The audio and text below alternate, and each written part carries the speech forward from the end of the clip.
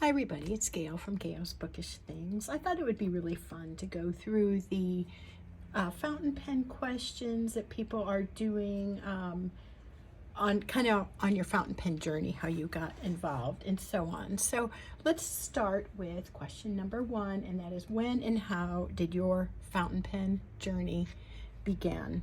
My fountain pen journey began with me looking at things like this, traveler's notebooks.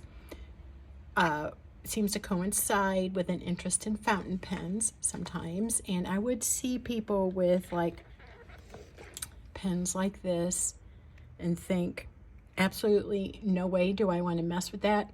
Why would you want to get ink all over your fingers? Why would you want to mess with putting ink in a pen? I was happy with my gel pens. Why would you want to syringe fill a pen? I was like, oh, that's so weird. Like, no, 1,000 times no.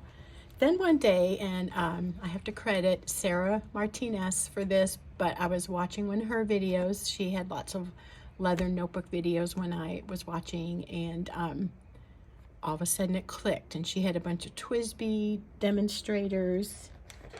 You all know what those are, most likely, unless you're new to this, but the kind of pen where you can see the ink in there. And I was like, all of a sudden it just clicked. Are you like that, where something just clicks and then you have to try it? It's like suddenly the almost disgust and total disinterest turned into, yep, I need to try that. It was the TWSBIs, and then later it was Lamy. The second question is, what are some fountain pen inks that I used in the beginning, and what are my go-to inks now? And so let's open up this to answer that question. This I've thought about getting rid of a few different times because it's getting on the full side, but this is, I'm sorry, it's not here, it's on this one. It's a bit of a pen log for me, or kind of almost a history of pens. In May of 2020, I started this hobby, and my first pen was the TWSBI Eco in, actually, it looks yellow there, but it's this orangey color. That was my first pen in 2020, and I got the green and the red at the same time. It's it looks like a fuchsia, and to me the clear one looks kind of like a pinkish red. To me it leans a little more towards red, but it's not a true red, but that all depends on, I think, how you kind of see color.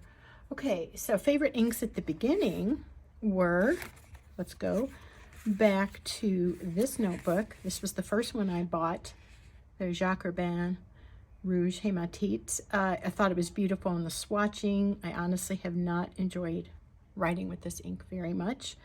Then I bought a Heart of Darkness and a Diamine Sepia. The sepia to me was very dry.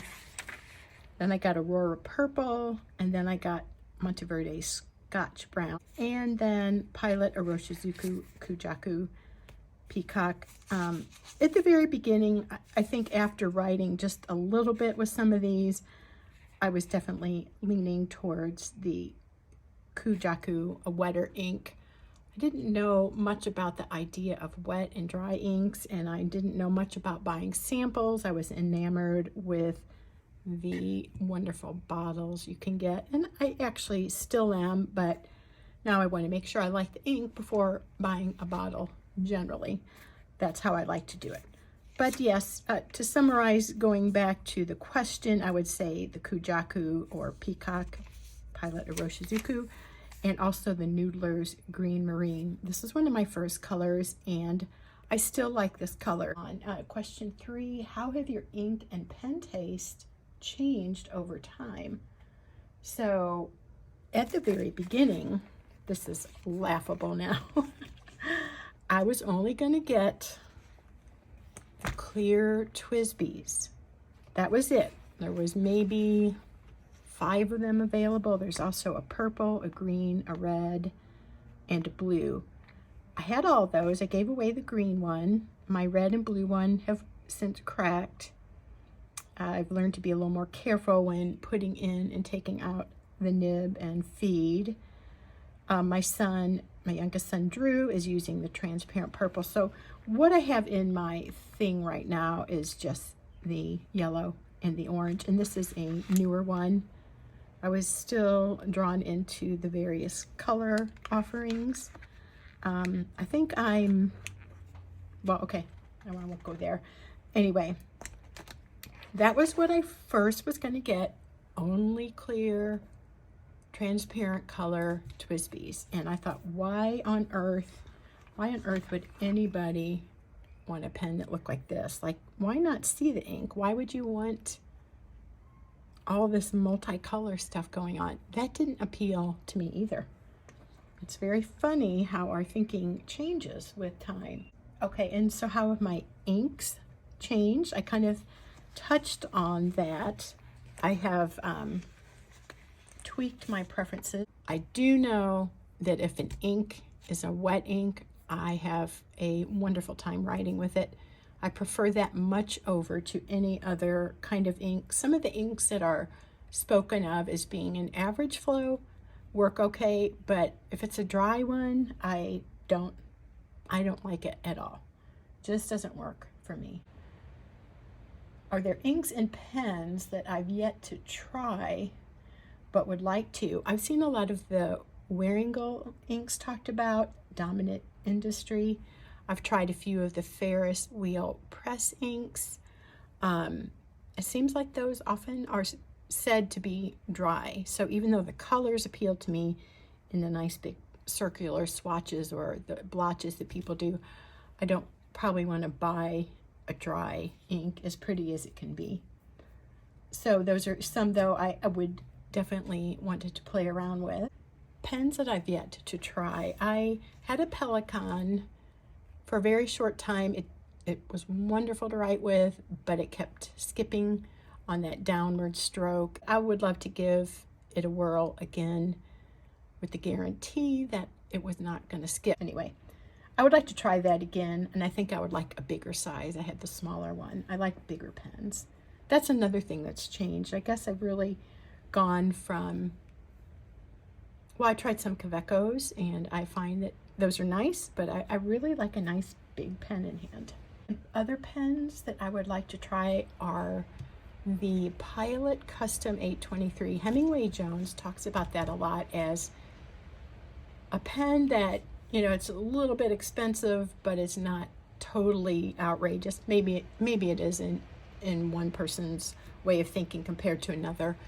But he said he felt like that was kind of like the peak experience. After that, maybe you're paying for other aspects of the pen, but that pen is supposed to be such a good nib. Okay, let's see. So yeah, I would like to try that. I would like to try a Visconti. I've heard mixed things about the reliability of the nib experience. If it was working and it was, well, okay, that's kind of getting into my holy grail pen. There's one that's called like Arizona Desert or Southwest Desert or something. It looks beautiful. It's colors that I really like. That would be a pen I'd like to try, / perhaps a holy grail pen, which is getting into question 5, is they're really expensive. So I don't know if I could justify spending that much, but it is a lovely looking pen. And so yeah, that might be my holy grail, but I have also been looking at Right Turn's website. A man named Jason creates pens, and there's one that's called Forest Park. It's a pen that was designed naming after St. Louis's Forest Park, and that's my main city. I live in St. Charles County, but St. Louis is like the next big town, and I love Forest Park. I love the zoo.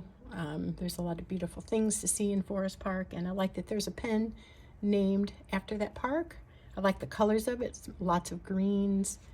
That might be a holy grail pen for me. It's a Jovo nib, so that would be something, you know, you already know kind of what you're getting, so you're paying more for the beauty of the pen, and the clip on it is kind of asymmetrical, and it has like a leafy vine design on it. That's something to me seems like a little bit pricey, but also paying for kind of a sentimental thing. Okay, question number 6. How many pens do you currently own? A few are on loan. One is with my son's things. But these are mostly it. Not all of them, but mostly. I counted about 23. Some of these are not fountain pens, and I know the question is referring to fountain pens. I put my Twisbys and Lamies in this case. These are my Kavecos in bigger or just individual type design pens. This one is inked up, so it's going in my blue case. This is kind of something I have with me every day when I'm using a lot of pens at once. Do I have a limit on the pens or inks in my collection? And is it a number, a feeling, or when would I know that I've reached the maximum? I don't really have a number. I would like to keep it under 30 pens. Then they would fit in my 3 different 10 pen cases. I think that seems like a fun amount. It allows me some variety of types of pens. I'm not necessarily wanting to try every nib or every pen, so I don't want to accumulate. The question was on the video with Leanne and Simona about, are you a collector or are you a user? I lean more towards the using. So although I wanted to get these different color Twisbys, now I'm like, you know what? I have the ones I like. I like the broad. I like the 1.1 stub. I don't necessarily feel like I need to buy any. But to get into question 8, what would I do if another pen and ink came along? If it really seemed to speak to me, I would probably buy it. And but I am learning to think about it a little bit, even put it in a cart, think about it, and then maybe make the purchase later. One question I didn't answer fully that I did want to address was number 2. What are my go-to inks now? Let's back up. Question number 2. Ackerman Deepwater Blue. I love this blue. It's a gentle blue. It does make me think of deep water, deep cold water in the sea somewhere. It's a very nice ink. It works with so many pens. That's why I bought it. The other couple that I would say are go-to inks is the Gris Orage by J. or Ben.